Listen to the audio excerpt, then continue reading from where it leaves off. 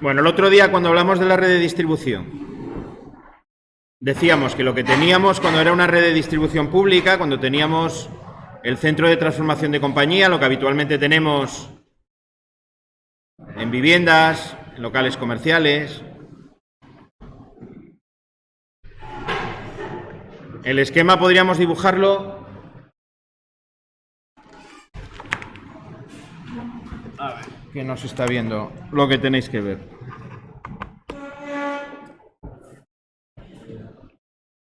Ahora sí. Bueno, el esquema que poníamos era algo así. ¿Vale? Poníamos los secundarios, las bobinas secundarias del transformador, con las salidas línea 1, línea 2, línea 3, el neutro. El neutro lo teníamos en el centro de transformación conectado a tierra y luego dibujábamos un receptor monofásico de la instalación receptora, obviando todas las protecciones y todo lo que hay por el medio. Y decíamos, ¿qué pasa cuando tengo un defecto de aislamiento? Una parte activa se pone en contacto con la carcasa, tengo la carcasa unida a tierra, es decir, estamos en un esquema que llamábamos TT, neutro del transformador puesto a tierra, masas de la instalación receptora puesta a tierra. El recorrido que tendría en este caso de la corriente era algo así, ¿no? A través de la fase, se cerraba por la carcasa, por el terreno, y teníamos algo como esto, ¿no? Esta era la corriente de defecto. El problema que teníamos es que aquí se va a originar una tensión, que es lo que llamamos tensión de defecto, que si alguien toca, tengo aquí una persona que me toca la carcasa y a su vez está haciendo también contacto con tierra, pues sufre una descarga, ¿no? A través de la carcasa, ¿vale? Por lo tanto, eso de ahí puede ser un problema. ¿Qué medida se adopta, decíamos, por regla general, en un esquema TT? Poner aquí un interruptor diferencial en la instalación receptora que me detecte esa corriente de defecto y interrumpa el circuito, me desconecte. ¿Vale? Esa es la idea de la protección contra contactos indirectos. Detecto que tengo una corriente que se está fugando e interrumpo. ¿Vale? ¿Qué valores tienen esas corrientes? Bueno, la protección diferencial que se utiliza de manera general en viviendas, porque así lo manda además el reglamento, es la de 30 miliamperios. ¿Vale? 30 miliamperios es el valor máximo que nos va a permitir de corriente de defecto, de corriente de fugas, ese diferencial. En la práctica va a ser menos porque los dispositivos están ensayados para que, pues con 20 miliamperios seguramente todos van a saltar. Lo tenemos comprobado aquí en el cole con el comprobador, pues normalmente a partir de 20 ya saltaron la mayoría de los de 30 miliamperios. Y realmente están haciendo una protección más fina, pero el fabricante y la norma compromete hasta 30 miliamperios. 30 miliamperios, no sé si lo visteis ya en FOL, el tema de seguridad, lo abordasteis, es el máximo, estadísticamente, ese margen de seguridad que tenemos de corriente a través del cuerpo humano, ¿no? Hay una serie de gráficas y tal, bueno, se hablarán de ello, que es, digamos, el límite que tenemos de seguridad por arriba. Bueno, ese interruptor diferencial, ¿cómo funciona? Primero, antes de ver cómo funciona, ¿qué pinta tiene? ¿Cómo lo identifico? Bueno, aquí tenéis uno, ¿vale? Un ejemplo. Suelen tener algo muy característico que no tienen los magnetotérmicos, que es una tecla de test. Una tecla que pone una T o pone test, que sirve para probar si está funcionando correctamente. ¿Vale? Lo que pasa cuando yo pulso el test es que genero yo un pequeño defecto dentro del propio diferencial, escamoteo un poco de corriente que no pase por el diferencial, se cierre, vamos, puenteando, ignorando el circuito que tiene interno, de tal manera que crea el mismo efecto como que si hubiese una derivación en la instalación, un defecto de aislamiento, y compruebo si funciona correctamente. Esa comprobación hay que hacerla periódicamente para asegurarnos de que el diferencial está en buen estado y me va a proteger correctamente. Esa es la principal característica física que os va a permitir distinguirlo. Otra característica que no tiene, por ejemplo, en el frontal, que podéis ver con magnetotérmico no tiene, un valor en miliamperios. Los magnetotérmicos habíamos visto que tenían el calibre, el tipo de curva, C16, C20, C10, y tenían también el poder de corte, los kiloamperios, ¿no? Que me ponía 6 kiloamperios o 10 kiloamperios. Aquí lo que nos va a poner es una cantidad en miliamperios. Va a aparecer un valor que es la sensibilidad, que es en miliamperios. Pueden ser de 30, los hay mayores de 300, los hay regulables, ya en bloques BIGI, ¿no? Con bloques auxiliares hay otras opciones de protección donde yo puedo regular ese margen ya de una manera más precisa. Vale, eso es una otra característica que os va a permitir distinguirlos bien. La tecla normalmente es más cortita, no es tan larga como en el automático, que tiene dos teclas individuales pero que están unidas en una pieza de plástico para subir y bajar todos los polos manualmente a la vez. Vale. ¿Cómo protege? ¿Cómo funciona? Tenéis un pequeño esquema ahí en el libro. No vimos todavía magnetismo en electrotecnia, ¿verdad? Vale. Bueno, a ver si lo podemos explicar de una manera que no sea muy complicada, rápidamente.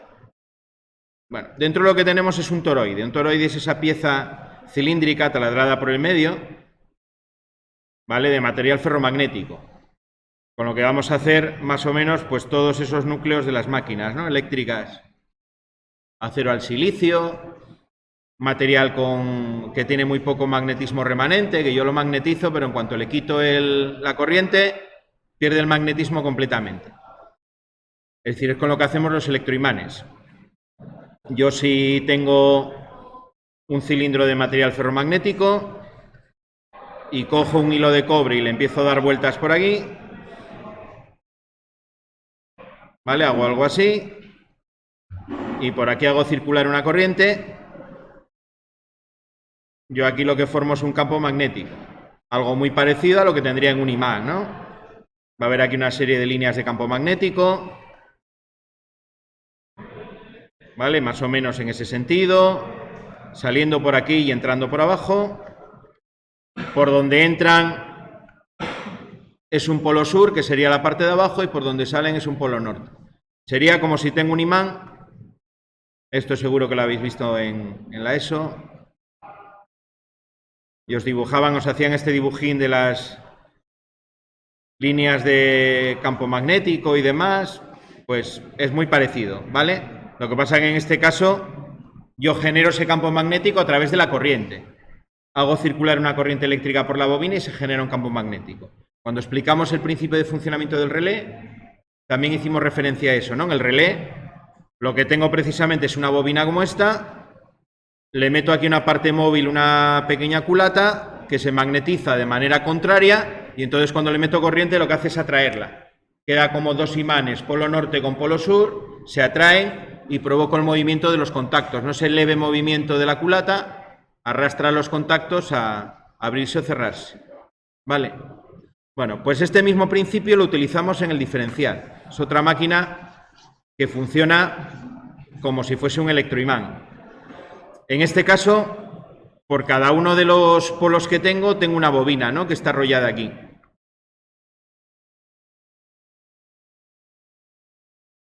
En el caso de uno de tipo monofásico como es este, que solo tiene dos polos, le hago pasar la fase y le hago pasar el neutro, se arrollan de tal manera que los campos magnéticos que se generen sean contrarios, ¿vale? Arrollo dos bobinas ahí diferentes, una para la fase y otra para el neutro, de tal manera que el campo que genera una vaya en un sentido, ese flujo magnético, y el flujo magnético de la otra vaya en el sentido contrario, ¿vale? Eso con el sentido en el que arrollamos, si arrollo en un sentido, el campo magnético va en un sentido, si doy las vueltas en el sentido contrario, el campo magnético va en el sentido contrario. De tal manera que cuando yo tengo la misma corriente por las dos bobinas, todo lo que entra por la fase sale por el neutro. Esos campos magnéticos, como son exactamente iguales de sentido contrario, se anulan. El magnetismo que me queda al final, dentro del toroide, es cero, porque es una fuerza que se anula con la otra, ¿no? Exactamente igual que en mecánica. Si yo pongo dos personas en una soga y una tira de un lado y otra tira de otro lado con la misma fuerza, la soga no se mueve, ¿no? El juego de la soga. Pues aquí exactamente lo mismo. El flujo de una bobina está empujando en un sentido, el flujo de la otra en el sentido contrario. Si los flujos, las fuerzas son iguales, no tengo ningún magnetismo resultante. Bueno, aquí tendría una tercera bobina, que es la que va a hacer aquí la magia del diferencial, que va a aprovechar el principio de inducción. Si yo por lo que sea tengo una intensidad de defecto, poníamos antes el gráfico ¿no? Si tengo la intensidad de defecto, no toda la corriente que entra por la fase sale por el neutro, ¿no? Cuando esté funcionando el receptor. Yo aquí, aparte de esta corriente que os dibujé, voy a tener la corriente normal que entra por la fase y sale por el neutro, lo que sería el circuito magnético normal, ¿vale? Fijaros que la corriente de fase aquí será la suma de la corriente que dibujamos en azul y la que dibujamos en verde. En cambio, la que sale por el neutro solo es la que he dibujado en azul. Tengo más corriente en la fase que corriente en el neutro. Tengo un desequilibrio. Esa diferencia es la corriente que se está derivando a tierra. Bueno, pues el diferencial, decíamos que si todo iba bien, las fuerzas eran iguales, no tenía magnetismo. En el momento en el que yo desequilibre una de las dos corrientes, aquí lo que voy a tener va a ser un campo magnético ya resultante, ¿no? Aquí dentro. ¿Vale? Ese campo magnético resultante da la diferencia entre el campo magnético que genera la fase y el que genera el neutro. Hay otro principio en electromagnetismo que es el de autoinducción. Si yo meto un campo magnético variable en una bobina, se genera un potencial eléctrico. Aquí aparecería una pequeña tensión, una fuerza electromotriz, como si fuese una pila, entre comillas, una separación de cargas en la bobina, que si yo cierro el circuito, puedo utilizarla para lo que yo quiera, ¿no? Es el principio de detección de muchos sensores. En este caso, esta bobina, para lo que la utilizamos, es para accionar precisamente ese relé de protección diferencial, para disparar los contactos. Lo utilizo para disparar los contactos. Es como si fuese, alimenta a su vez un pequeño relé, que es lo que tenéis que dibujado aquí en el libro a la derecha, que junto con un resorte hace que los contactos se abran y por tanto me protege la instalación, me está desconectando toda la alimentación. Al final es un dispositivo que funciona por fuerzas magnéticas, lo que hace es detectar esas corrientes, la de fase y la de neutro. Si hay una diferencia, se va a generar un campo magnético en el interior que me dispara un relé, ¿no? Que me alimenta un relé y hace que se dispare el diferencial. Es un poco de una manera muy rápida el principio de funcionamiento. De todas maneras, esto en viviendas también os lo volverán a explicar. Os lo va a comentar Ricardo, si no os lo explico ya, que probablemente os lo haya explicado. ¿Vale? Bueno, ese diferencial es el que vamos a poner en esta parte de la instalación, aquí a la entrada de los diferentes circuitos, y si se produce el defecto, automáticamente en ese momento que se produce el defecto me desconecta. Con lo cual ya está protegiendo a las personas que hay en esa instalación. La principal protección que tiene el diferencial es protección de las personas, frente a la protección que veíamos del magnetotérmico, de los fusibles, que era una protección de la instalación, ¿vale? O el térmico del motor, que vamos a ver que me protege básicamente el motor.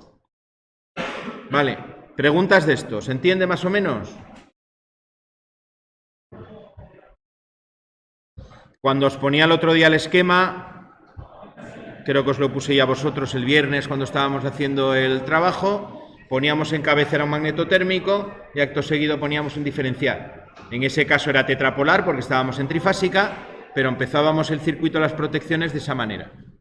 Yo os decía, no siempre va a ser un diferencial, voy a tener pues a lo mejor esos toroides que os he hablado ahora con un relé detector, con un bloque Vigio, con otro tipo de protección diferencial, pero siempre algún tipo de protección de ese tipo tengo que tener.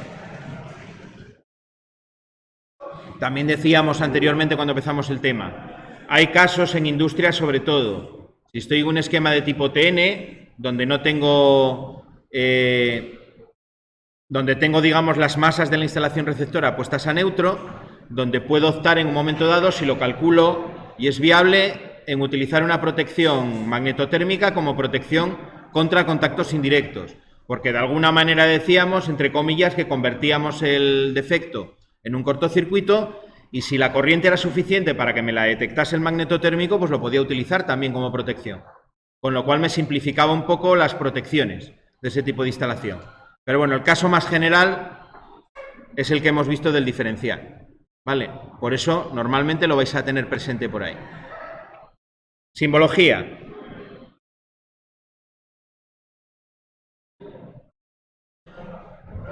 Dos tipos de diferencial, el bipolar y el tetrapolar, para monofásica y para trifásica.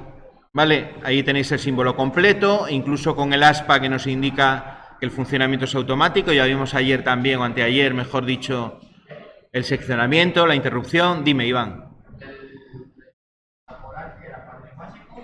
El tetrapolar es el de trifásica y el bipolar es el que utilizamos en monofásica. En trifásica necesitamos las tres fases y el neutro porque necesitamos todos los conductores. En trifásica ya veréis cuando os explique Ana, cuando lleguéis a esa parte. Como el juego de corrientes es un poco distinto, porque en realidad lo que tengo son ondas, como tenemos siempre en alterna, pero van desfasadas 120 grados. Entonces, al final, la suma de esas ondas, si son iguales los valores de corriente en cada fase, son 0. Por el neutro no voy a tener corriente, pero en la práctica ningún circuito va a estar perfectamente equilibrado. Siempre voy a tener corrientes por el neutro porque las corrientes por las líneas no van a ser exactamente iguales. Yo necesito detectar las tres fases, pero necesito detectar también el neutro. Entonces no tenemos un diferencial que sea tripolar, o bipolar o tetrapolar, ¿vale? Siempre.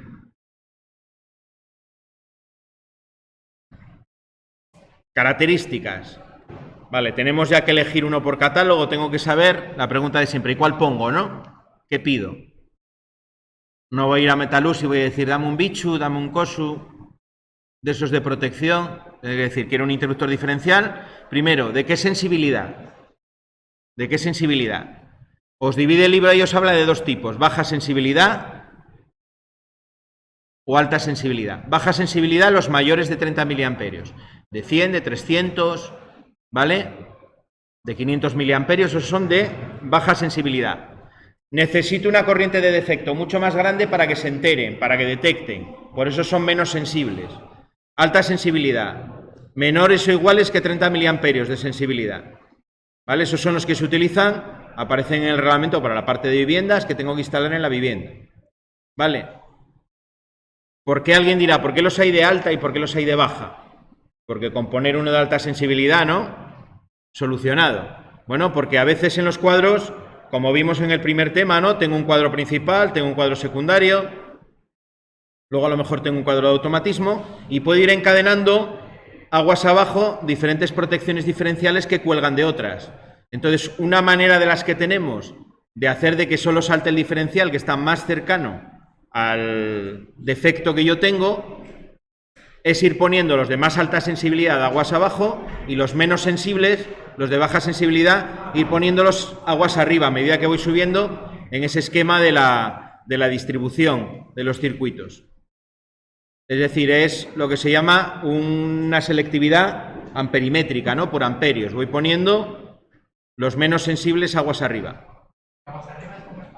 Aguas arriba es hacia arriba en la instalación, hacia la alimentación siempre.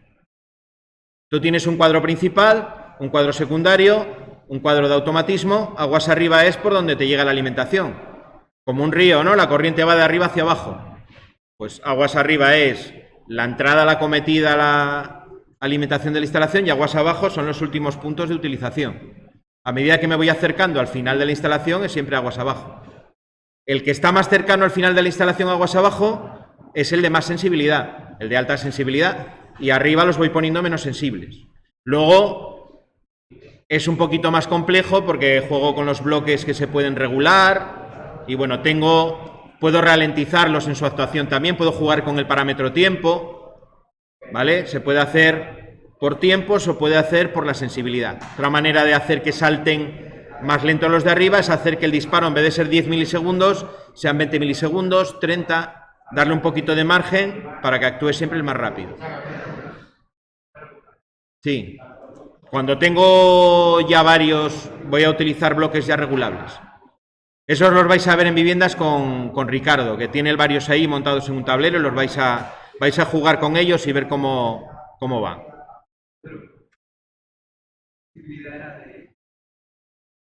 Alta sensibilidad, menor o igual que 30 miliamperios.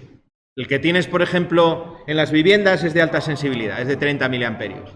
Si encuentras uno de 100, de 300 miliamperios, esos ya son de baja sensibilidad. Va al revés porque cuanto menos corriente detectas, que es más sensible. ¿Vale? Va al contrario. Bueno, pues esa sería la protección diferencial. Ahí tenéis el frontal de 1 con lo que os decía, ¿no? La tecla de test, el valor de sensibilidad. Tengo también calibre, que es algo que tengo que considerar. El calibre va a ser el que corresponda por la corriente que tiene que conducir, por la corriente permanente, ¿no? Hay una cosa que siempre tenéis que tener en cuenta con el diferencial, ¿vale? Y es muy importante.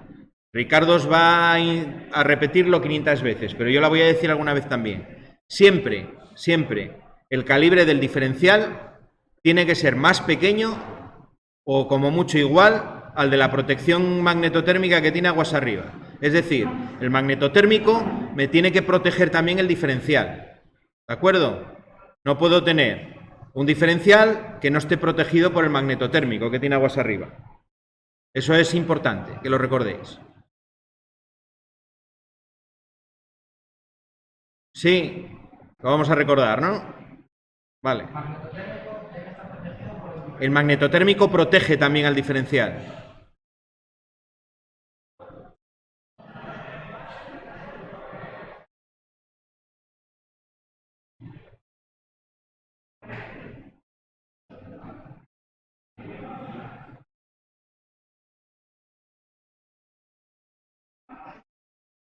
Y ahora te hago yo la pregunta. Tienes un magnetotérmico de 40 amperios. ¿Puedes poner un diferencial de 25 amperios de calibre? Tengo un magnetotérmico de 40. ¿Puedo poner un diferencial de 25?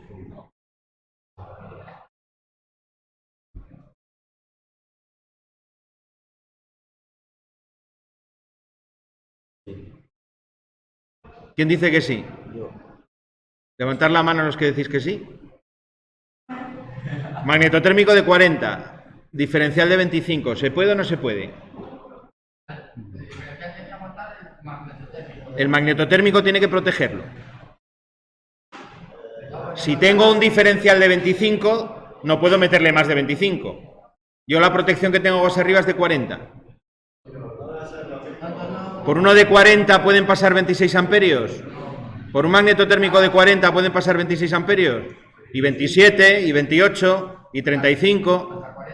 ¿Qué pasa al diferencial si es de 25 y le están pasando 35? Que no va a saltar, se va a recalentar. No le sienta bien, su calibre es el que es. Al revés sí podría ser, sí puedo tener un magnetotérmico de 25 y un diferencial aguas abajo de 40. Estaría tirando el dinero, porque estoy pagando más por un diferencial que va a ser más caro el de 40 que el de 25. Y además hay diferencia de precio. Pero uno de 25 con uno de 25 sí que podría, perfectamente. La corriente térmica asignada de cualquier aparamenta, de cualquier receptor, de cualquier cacharro que pongamos en una instalación, no la puedo superar, es su valor máximo de utilización. No puedo tener un diferencial de 25, de calibre, de valor de intensidad nominal que os pone ahí, y hacer circular más corriente por él de esa, porque lo estoy recalentando, le estoy metiendo más corriente de la que es capaz de manejar de manera permanente. Tengo que poner un diferencial de 40.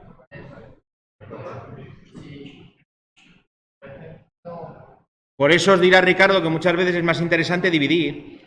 Y si pongo un circuito,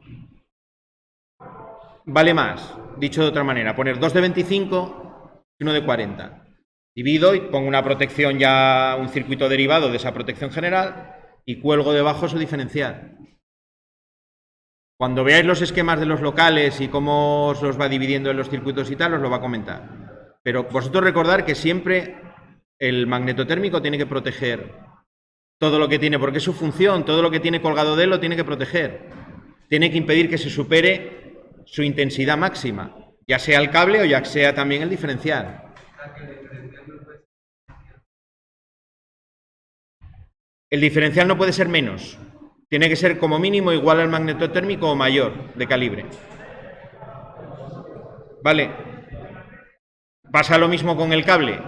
La intensidad máxima admisible del cable puede ser más grande que el magnetotérmico, pero no al revés. Magnetotérmico tiene que ser el más pequeño para poder proteger todo lo que tiene aguas abajo. Venga, protecciones contra sobretensiones. La que nos queda. Ya vimos sobrecarga, cortocircuito, contactos indirectos, sobretensiones. Las tormentas, agentes atmosféricos externos, rayos y demás, o maniobras en la red que me está suministrando, me pueden dar lugar a sobretensiones en las instalaciones.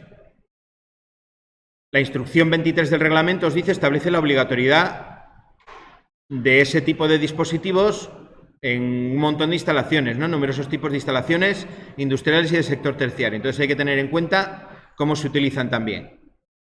Y os da ejemplos, hay hospitales, centros de emergencias, explotaciones ganaderas, sistemas de telecomunicación.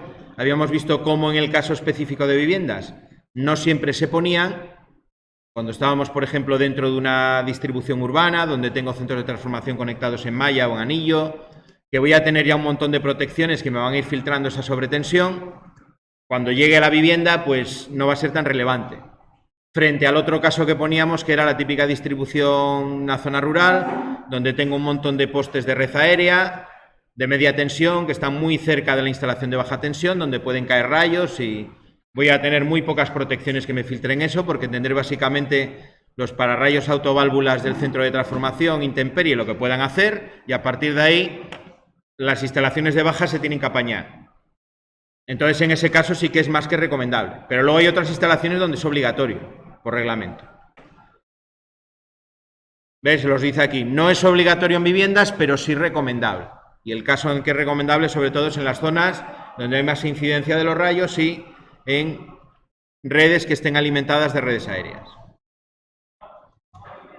Bueno, lo que vamos a hacer con las protecciones contra sobretensiones se basan en un elemento interno que se vuelve conductor cuando la tensión se eleva a partir de un determinado margen, es decir, cuando le meto un pico de tensión muy alto en su entrada, lo que tengo dentro de la protección de cada uno de los polos se vuelve conductor y lo que va a hacer, por la parte de abajo, lleva una conexión a tierra. Es decir, me mantiene el aislamiento a tierra en condiciones normales, pero cuando hay una sobretensión lo que hace es conducir de fase a tierra. Me pone las fases, las tres conectadas a tierra, con lo cual es como si hiciésemos una conexión en cortocircuito y a tierra, con lo cual todo lo que esté aguas abajo va a quedar automáticamente protegido. La sobretensión se la va a comer, en este caso, la protección contra sobretensiones. ¿Vale? Es la que va a asumir esa sobretensión y esa corriente que aparezca va a pasar por él, se va a derivar a tierra y me va a evitar todo el problema, todo lo que tenga aguas abajo. Vale, las hay de cuadro, hay diferentes tipos de protecciones. Vale, las hay que están pensadas más para utilización en los circuitos terminales. Aquí tenéis un ejemplo de una que se monta sobre una toma de corriente, es decir, para proteger ya en la parte final. Y luego tengo otras que están pensadas para utilizar directamente en el cuadro, justo a la entrada de la instalación, y proteger la instalación de manera completa. Se pueden utilizar también para proteger circuitos determinados, ¿vale? Por circuitos, general o incluso por receptores. Es muy importante, os dice, que en estas protecciones la conexión sea buena a tierra. Esa instalación de tierra tiene que estar muy bien hecha. Los hay de tipo monofásico, bifásico, trifásico, según el circuito que yo necesite proteger. Tenéis a continuación también la simbología,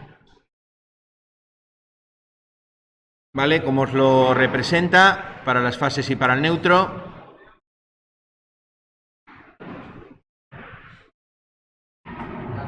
Dentro básicamente lo que llevan, ya os digo, es una pastilla de, no recuerdo ahora el material, de óxido de zinc o algo así, que se vuelve, es un material que se vuelve conductor con tensiones muy elevadas. Es decir, cambia su estado con la tensión, sus propiedades entre comillas, ¿vale? Su comportamiento varía con la tensión.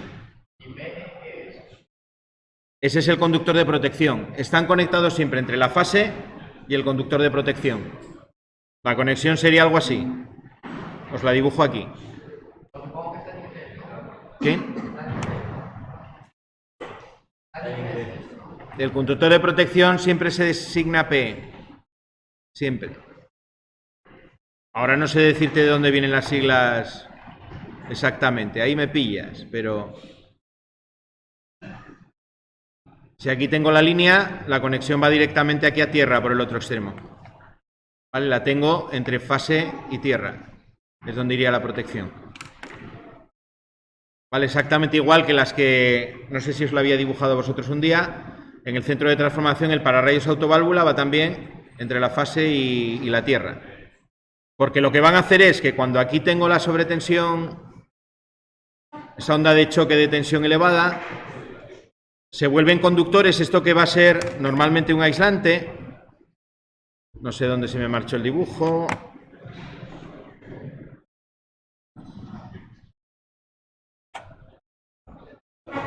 Bueno, os lo estaba dibujando por aquí, pero no sé dónde se me fue.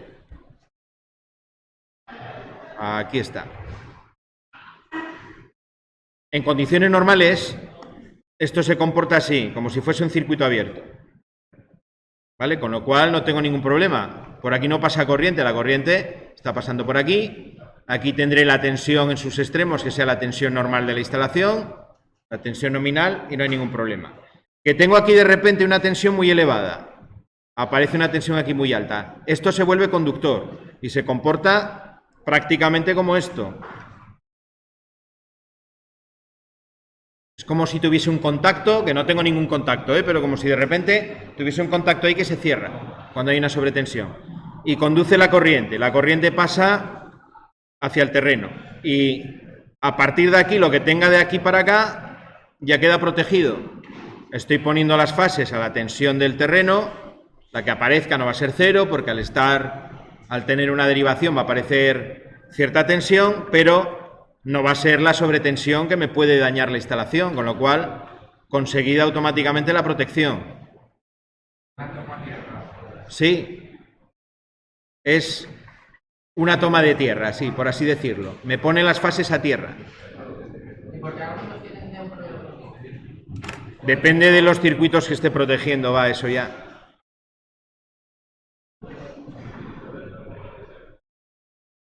Depende que lo vaya a utilizar en trifásica con neutro, monofásica, ¿vale? Depende de cómo quiera proteger ahí. Más cosas de esto. Los tipos, que os los pone aquí, en la página siguiente. Los hay más y menos sensibles. Los hay que son capaces de filtrar más que otros, ¿no? Tengo tipo 1, tipo 2, tipo 3. Y os ponen una tabla su comportamiento frente a esa protección que realizan en los diferentes tipos. Los de tipo 1, por ejemplo, tienen una capacidad de absorción de energía muy alta. Tener en cuenta que si es, por ejemplo, una sobretensión de tipo rayo, la cantidad de energía que va a llevar esa onda de choque, que es como se llama, de tensión que aparece en la red, va a ser bastante importante. Y si quiero filtrar, hacer un buen filtrado, voy a necesitar que sea capaz de absorber un montón de energía. Si no es capaz de absorber toda la energía que se produce, esa protección se me va a destruir, incluso puede que no llegue a proteger adecuadamente lo que tiene aguas abajo. Un rayo en una instalación que no está protegida puede llegar a fundiros completamente los cables de la instalación. Y me refiero a que vayáis a ver el tubo de la instalación y no veáis cable, que el cable se funda completamente. A lo mejor veis restos del cobre y lo poco que quede del aislamiento por las cajas y demás.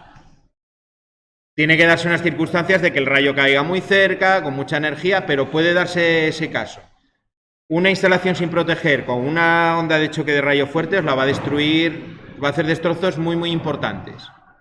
Por eso, dependiendo de la localización, a veces me interesa irme a algo que, al ser más sensible, con una mayor protección, va a ser más caro, pero me va a proteger cuando lo necesite.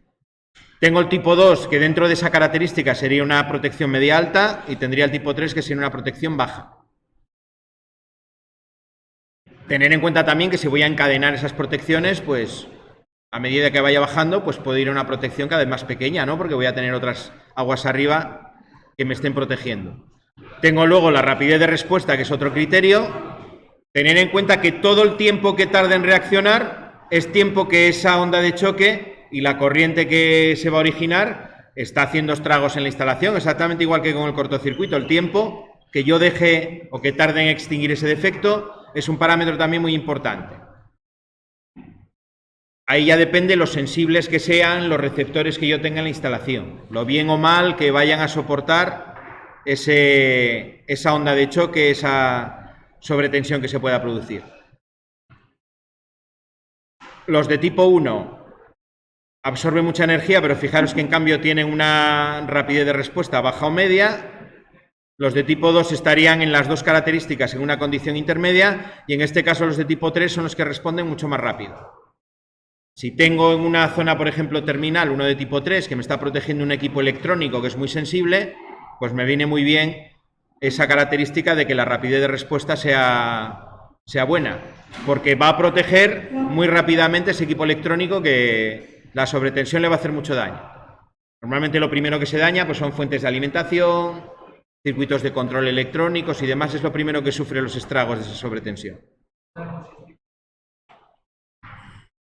Normalmente en esto los catálogos de fabricante ya te ponen un esquema de la instalación y ellos ya te van a decir, según la parte en la que lo vayas a instalar, el tipo que vas a tener que poner. Normalmente los de tipo 1 son los que voy a poner más bien aguas arriba y los de tipo 3 los que voy a poner en la parte terminal, aguas abajo. Este que tenéis que estaba sobre la toma de corriente, esos normalmente van a ser de tipo 3.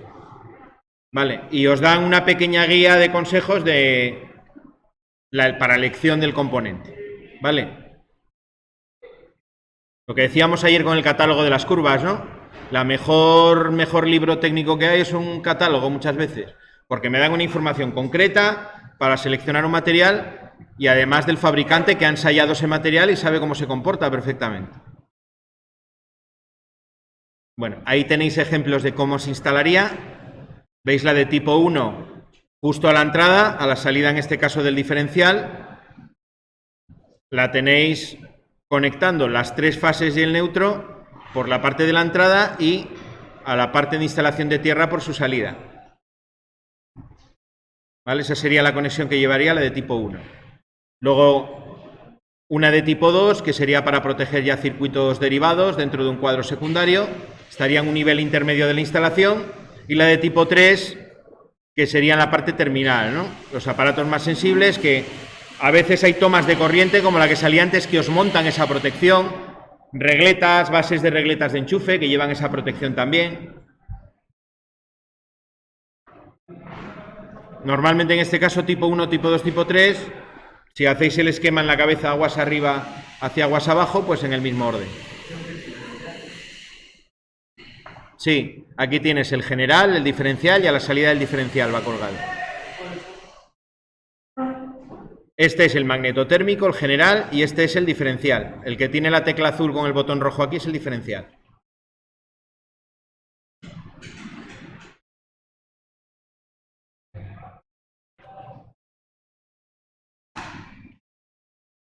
Bueno, un poco de esquemática, un poco de los esquemas. ¿Vale? Esto lo habréis visto ya, seguramente con Ricardo, los esquemas de los cuadros, ¿no?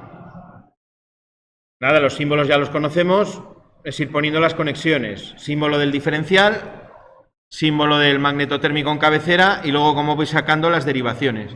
En este caso son protecciones todas bipolares, ¿no? De 2P con fase y neutro protegido. Luego tengo a la derecha lo que sería el esquema unifilar. El esquema unifilar os representa todos los conductores por una única línea. Y para indicar que el número de conductores que tengo, lo que pongo son esas rayas que aparecen sobre el conductor. En este caso, como pone 4, quiere decir que tengo 4 conductores. Vale. Según la norma, esto también lo vais a ver, lo podréis ver así, con un 3 y el neutro dibujado de esa manera. ¿Vale? Eso también lo vais a ver dibujado así. Y si os distingue la tierra os la va a poner así, en una canalización que tenga 3 fases, neutro y tierra, lo vais a poder ver también de esa manera.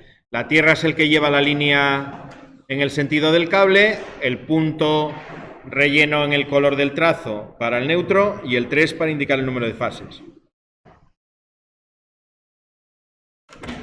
Bueno, esquema unifilar. En esquemas de protecciones se utiliza muchísimo porque me simplifica bastante la representación. ¿Vale? Cuando hagáis los esquemas, si no los hicisteis ya para las viviendas con Ricardo, os os mandará a hacer un esquema unifilar y tendréis que poner, colgando de cada circuito, la sección del conductor, el diámetro de tubo, la potencia máxima, todas esas cosas que hacéis por el reglamento.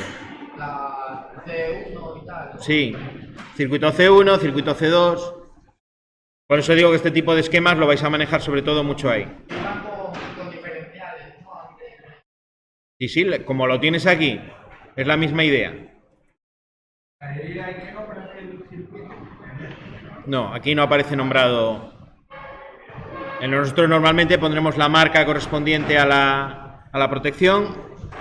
Aquí está de manera sencilla, ¿no?, lo que es el producto, y ya veremos más adelante cómo esas referencias se pueden ser un poquito más complejas, ¿no?, en una instalación más compleja, pero en principio simplemente eso. Luego se suele poner siempre el calibre, ¿no?, al lado, para saber en los diferenciales el calibre y la sensibilidad.